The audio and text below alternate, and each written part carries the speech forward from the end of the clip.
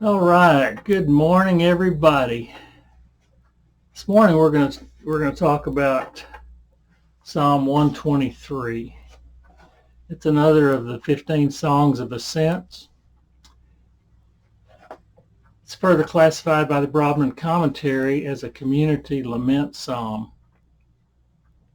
That means it's a lament for a group rather than a lament for an individual. In this case, the group is Israel. The outline looks something like this. It's only a 4-verse psalm. But verses 1 and 2 contain an expression of trust. They look to God because they know He can be trusted to take care of them. Verses 3 and 4 contains a petition for mercy. They're going through seemingly unbearable times, and they need some relief, so they call on God. The normal form of a lament psalm is the certainty that the pleas will be heard by God, or the confidence that Yahweh will intervene in the particular situation of the psalmist. But Psalm 23 does not include such an affirmation. So we'll look at this as we go. A good example of a lament psalm is found in number 120. Let's look at verse 1 of Psalm 120. I call on the Lord in my distress, and He answers me. So we see I call and He answers. So we go back to 123, and the controlling metaphor is found in verse 1, where God is said to be enthroned in heaven.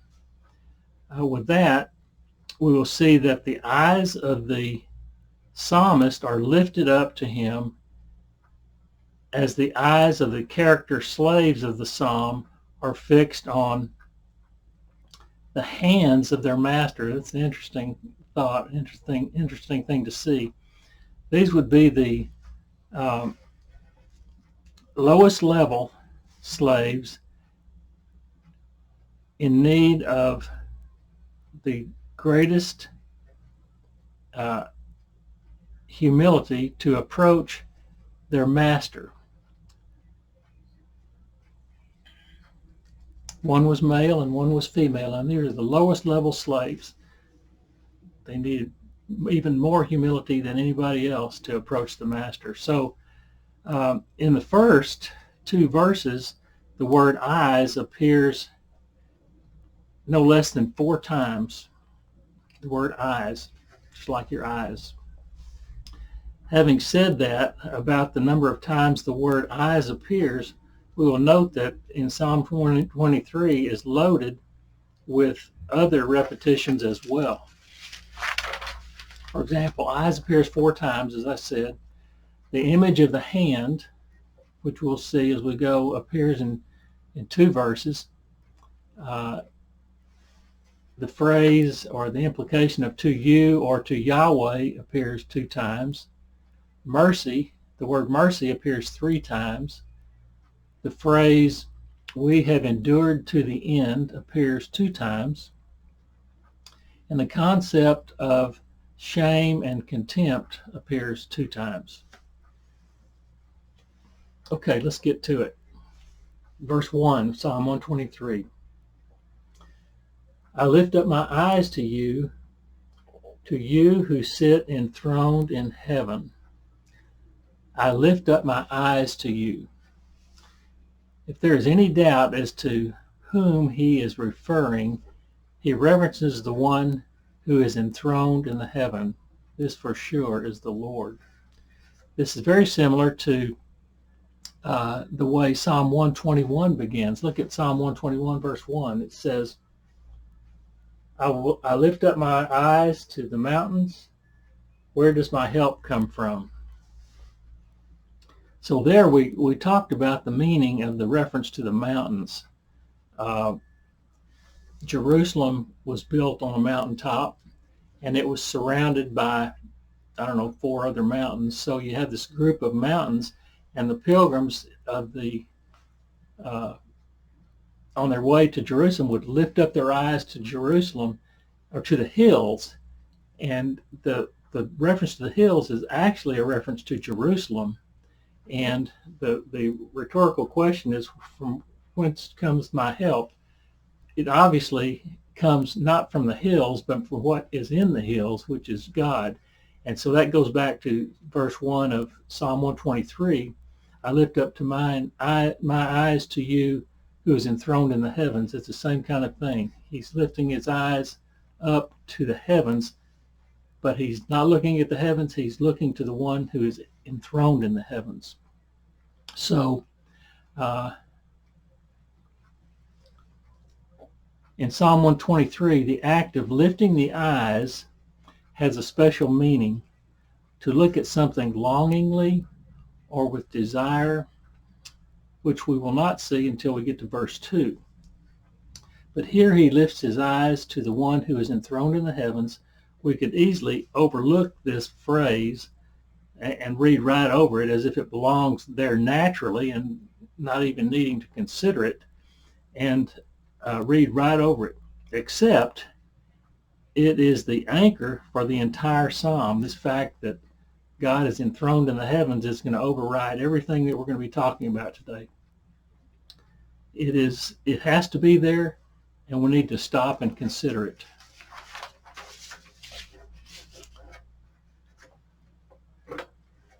Their God was not one who was only known in Jerusalem, but in fact he stands over all of creation, and he is sovereign over all things. Therefore he is enthroned in heaven. He is above all things.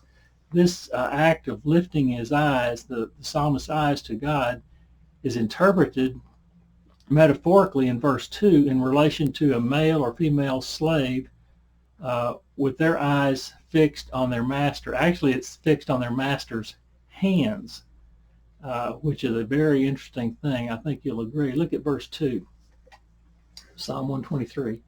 As the eyes of the slaves look to the hand of their master, as the eyes of the female slave look to the hand of her mistress, so our eyes will look to the Lord our God till he shows us his mercy.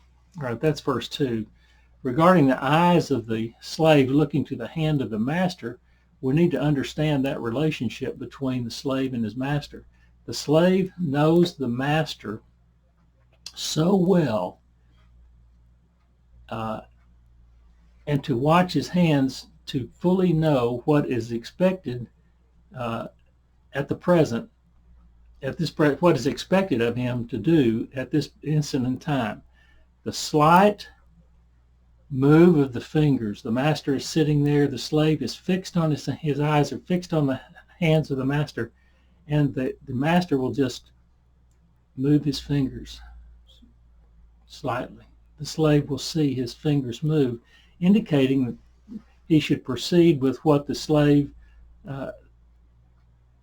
knows to do, needing only to know when to begin. And it's with those fingers moving slightly that he sees, that he knows his master has this expectation and he should start.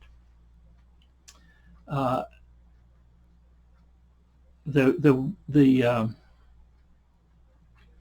warning with the show of the palm of the hand to indicate halt or proceed with caution.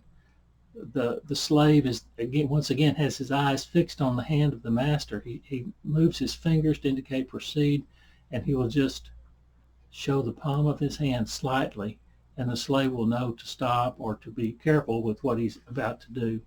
These can only be known through relationship between slave and master. The slave knows from being around the master what he expects, and it's that slight moving of his fingers or the show of his palm of his hand that the slave is aware of what he should be doing. Notice the change from I and my eyes in verse 1 to our eyes to the Lord. This is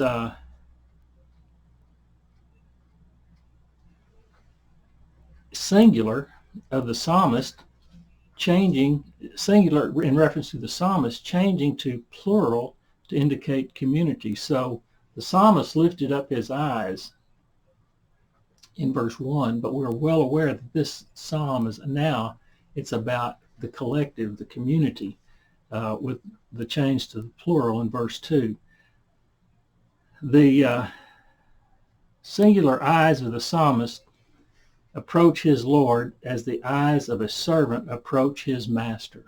Notice again there, as the eyes of the slave look to the hand of the master, so our eyes look to the Lord our God. As the slave looks at his master, so we look at our Lord or our God. Both are pictures of the vulnerable and needy appealing to their master in submission and humility. So what we have here is the psalmist looking to God, but he uses a metaphor to describe that as a slave looks to his master. The slave this is the lowest level of slave that we could, most likely this is the lowest level of slave that we could be talking about, the one that is in need of the greatest humility to approach his master. And the psalmist is saying, that is how I relate to the Lord. I am vulnerable and needy just like the slave is. I need to approach God with great humility. So that's what we're talking about here with this metaphor.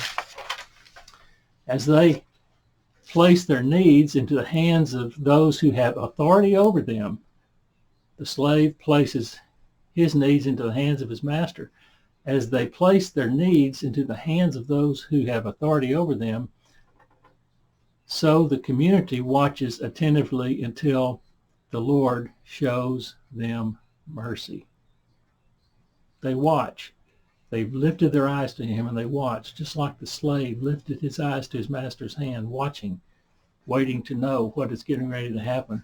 Their trust in him, in verse 1 and 2, causes them to endure. It says contempt.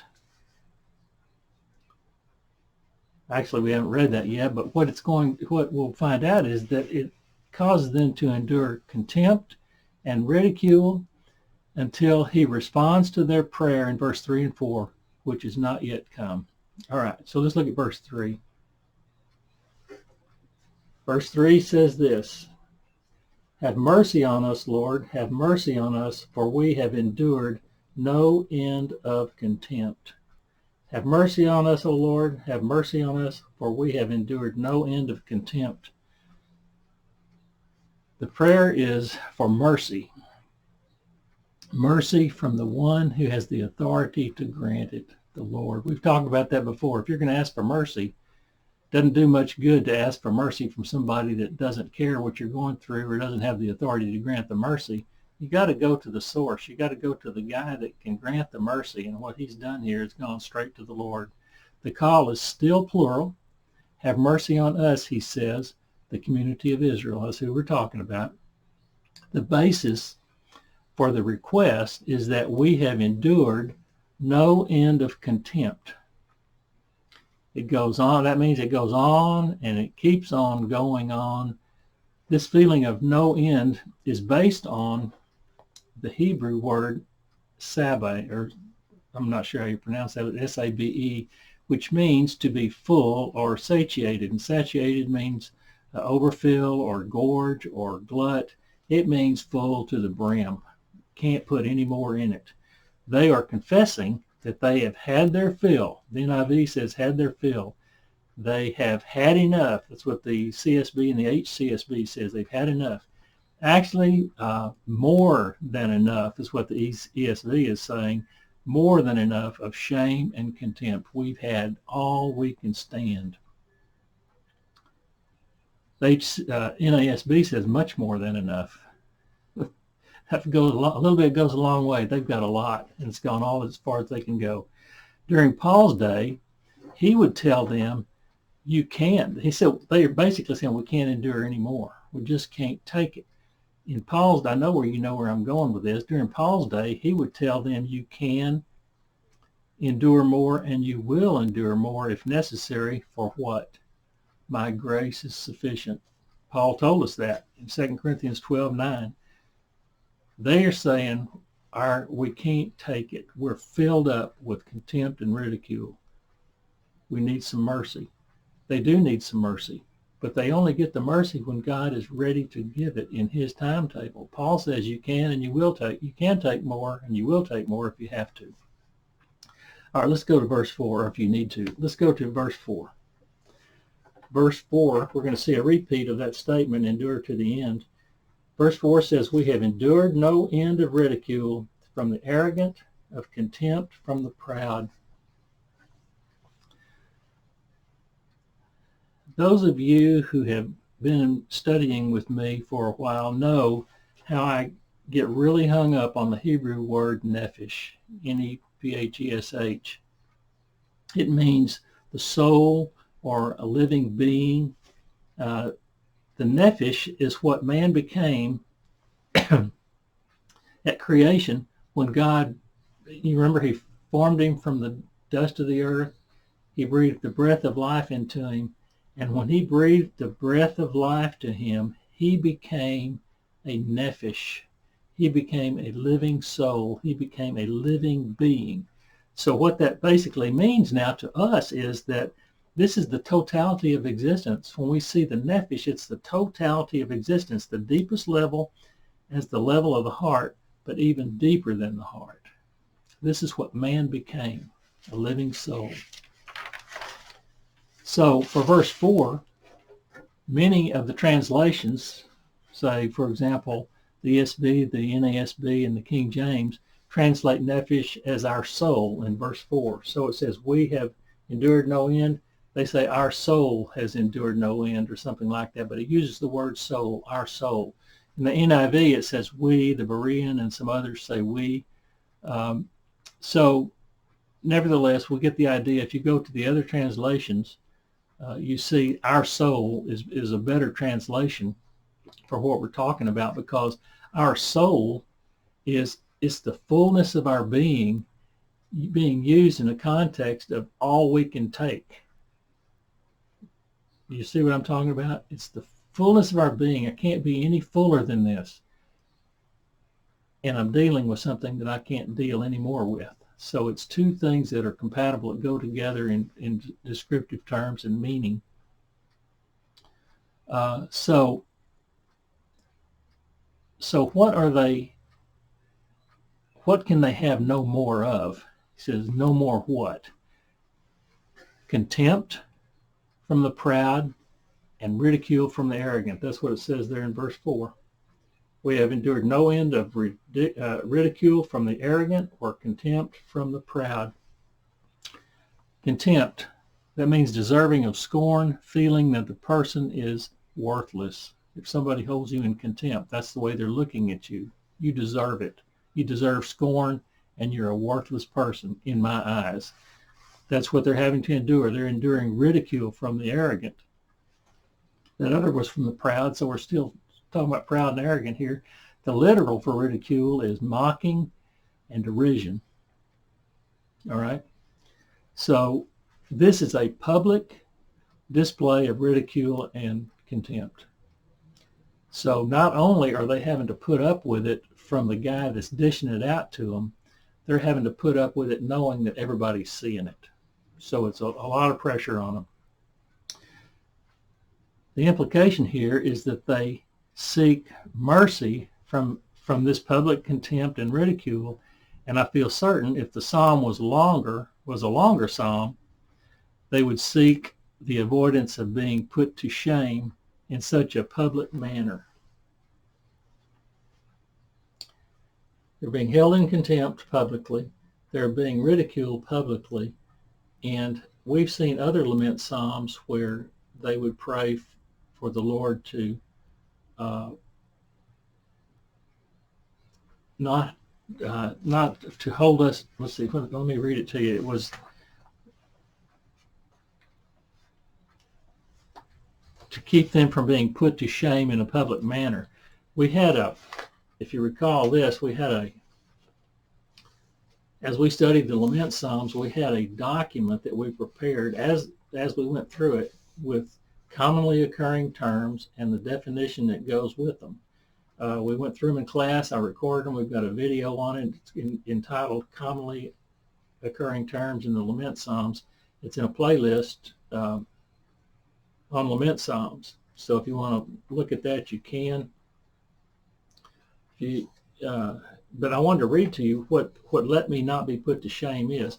And like I said, if this psalm was longer, they would probably put this in it. The psalmist that wrote this would probably be putting this let me not be put to shame in there to go along with this public display of contempt and ridicule. Here's what let me not be put to shame means from our definition.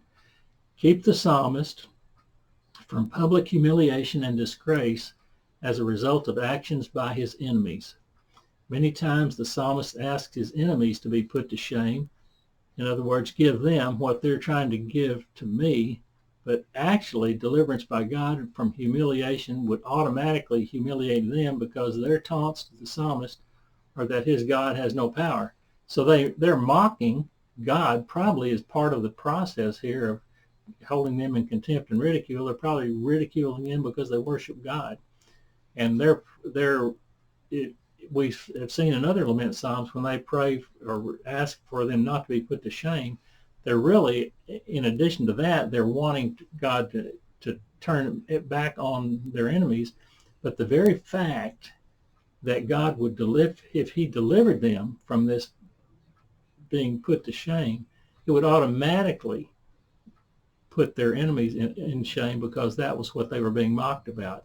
Your God has no power to deliver you. If they get delivered, that's automatically going to be a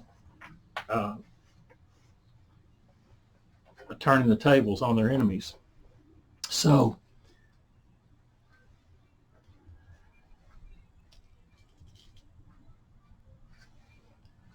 after going through that, this is the kind of situation where one person or one group feels superior to another.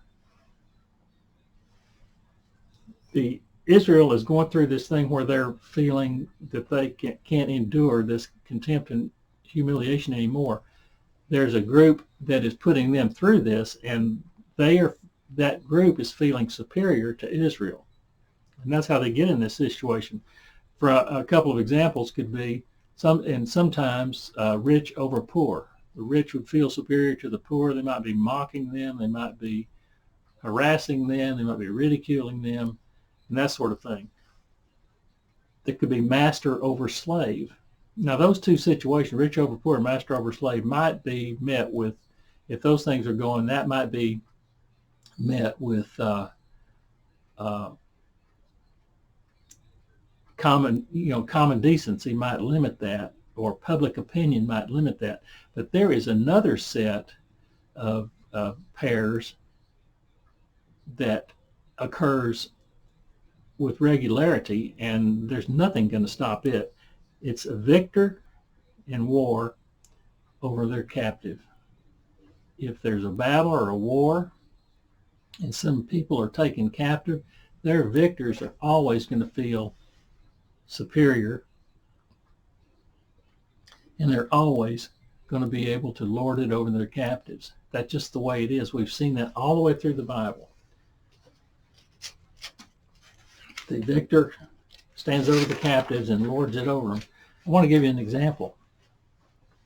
If you look at Psalm 136,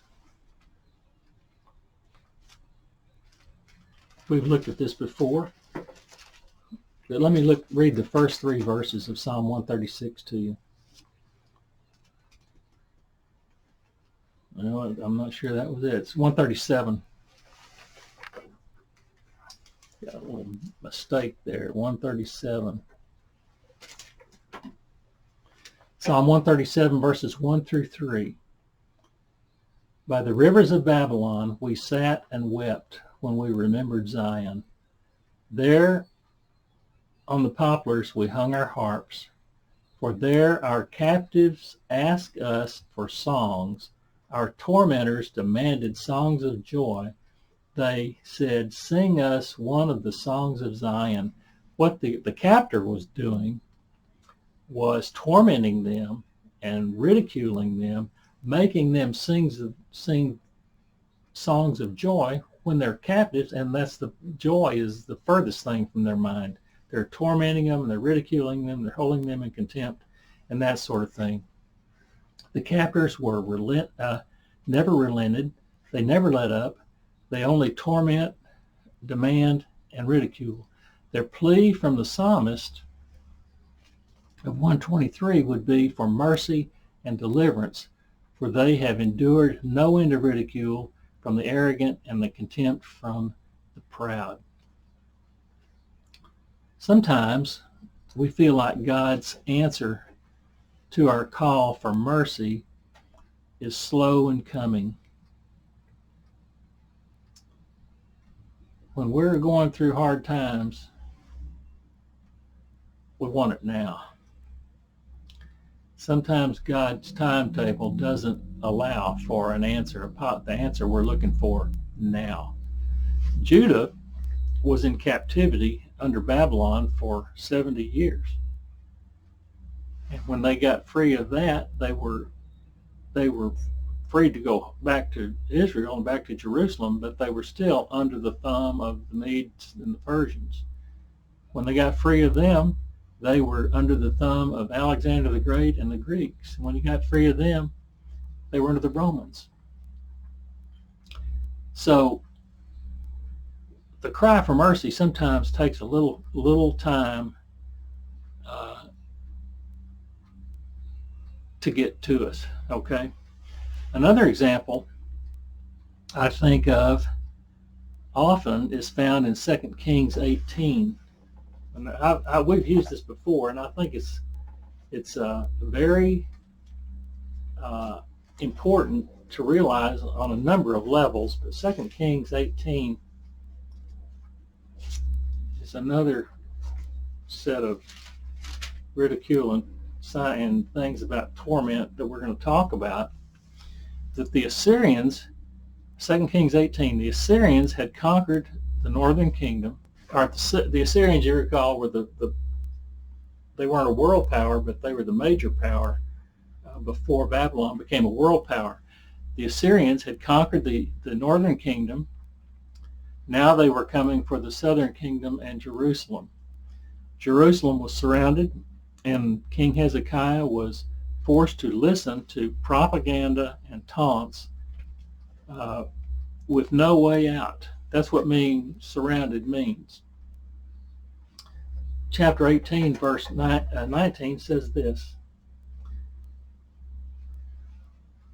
The field commander said to them, "Tell Hezekiah, this is what the great king, the king of Assyria, says. On what are you basing this confidence of yours?"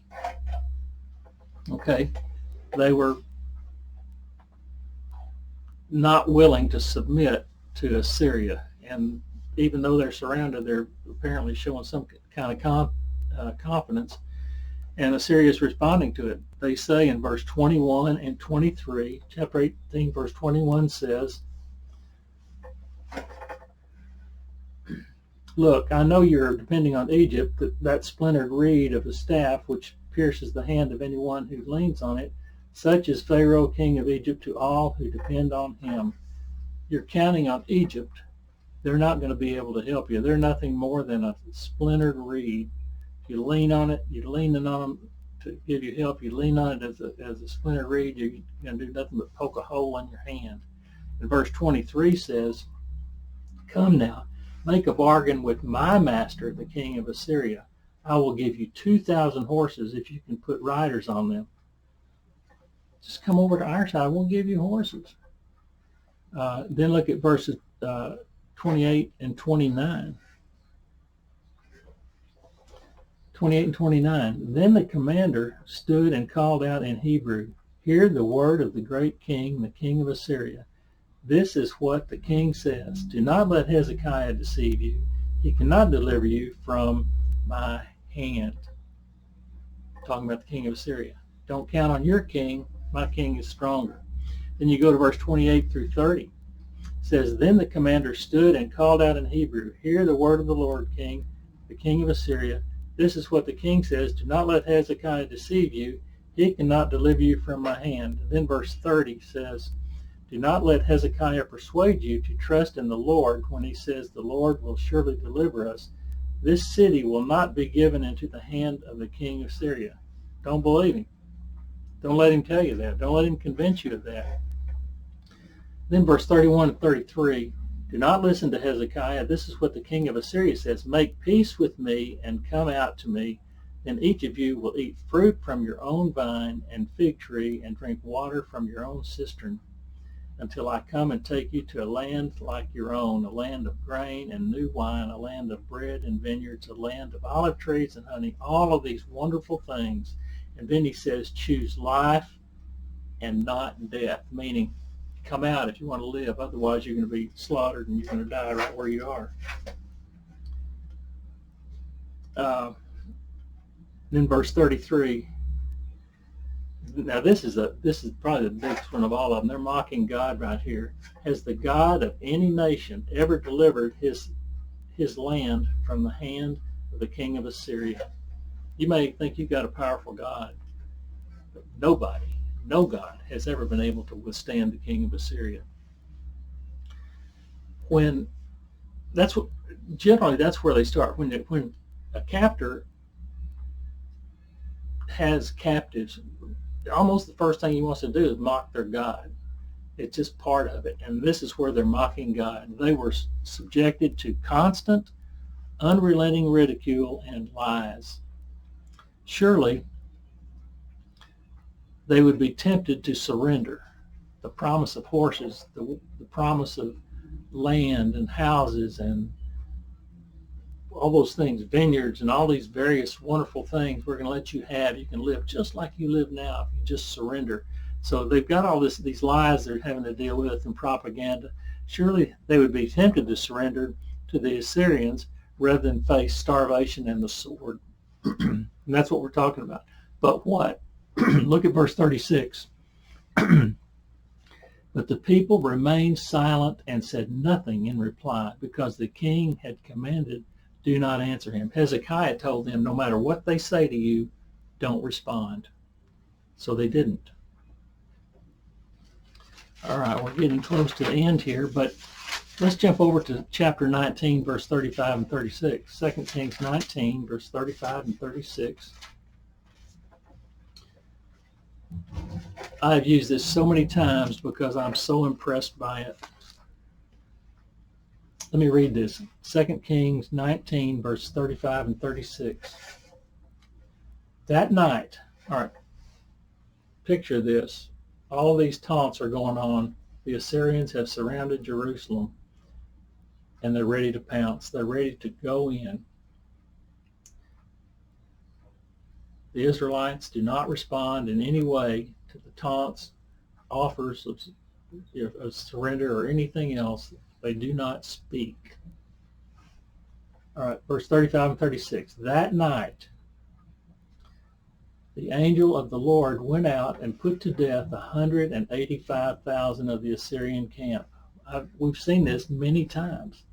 When the people got up the next morning, there were all the dead bodies. And then verse 36 says, so Sennacherib, who's the king of Assyria, broke camp and withdrew. He returned to Nineveh and stayed there.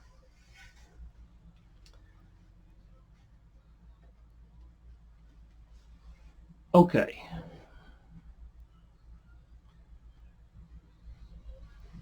Of course, there were many things between that event of the angel of the Lord killing 185,000 and all the taunts. There's some time in there. Isaiah was involved, giving prophecies to King Hezekiah. One time he said he's going to die, then the Lord relented and said, you'll live. In fact, you're going to live through all this. This is not going to happen in your lifetime. But nevertheless, the point is that God delivered them. What we must remember in the lament psalms is that God can show mercy through deliverance in 4 ways, maybe more, but the 4 I can think of are these. They're asking for mercy. He can remove the psalmist from the situation. He can just change the circumstances. He's God, he's sovereign, he's omnipotent, he can do whatever he wants. He can choose to change the circumstances. He can kill the enemy. That's the second one. The third thing is he could kill the psalmist. That would get him out of it. Now, I've talked about that before. That's probably not what they're looking for when they're saying deliver us. Don't kill us, just deliver us. But that's one of the options. You know, you look at, look at where I'm going. You know, if God wants to kill me to get me out of it, I'm probably not the loser in that deal. But anyway, the fourth thing is through prayer for salvation from the psalmist. Their enemies could be saved. That's the thing we don't think of. We want God to take care of the enemy. Ideally kill him. But nevertheless, when you pray for mercy, God takes that request and massages it in his own mind, and he comes up with the solution that he has planned for you. Under God's hand, this time he chose to kill the enemy. He killed 185,000 and sent a cherub, went home, and didn't come back. For it was not yet time for Israel to be conquered. That's what I want you to realize. They were delivered. They prayed for deliverance. They prayed for mercy, and they got it. They got it because God wanted them to have it. But there's another thing that we have to realize. They got it because it was not in God's timetable for them to be conquered. They will be conquered some 100 years later by Babylon.